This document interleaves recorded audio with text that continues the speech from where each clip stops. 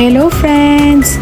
Sharing naman our day 3 experience dito sa may cable car sa may Mount Faber. So from Harbourfront, maglalakad tayo ng few minutes papuntang Tower 2 ng Mount Faber para hindi tayo maligaw, no?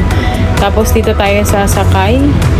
I highly suggest na i-ready na yung mga ticket natin, especially when we availed it online.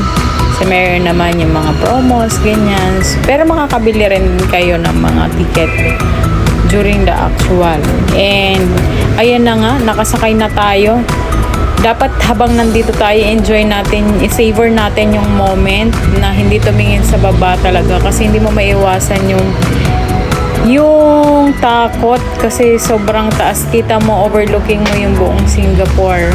Imagine from Mount Faber to Sentosa yung biyahe natin. So, since ako may experience naman ako mag-rides ng cable car, the difference from Ocean Park in Hong Kong is dito naman napakabilis ng cable car niya na parang hello.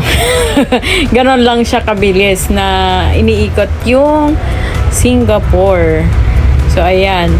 At nakadagdag pa sa takot namin dito kasi umulan siya. So, kasi kay Hong Kong, kapag naulan, ang cable car in-stop due to safety purposes kasi pwede mabasa. Enjoy ko na lang kasi medyo kinakabahan na ang Inday natin. Ay, ayan! Yung likod natin, napakataas. Sobra. Inikot namin ang buong Singapore in just few minutes and seconds. Diba? Ang ganda, must try.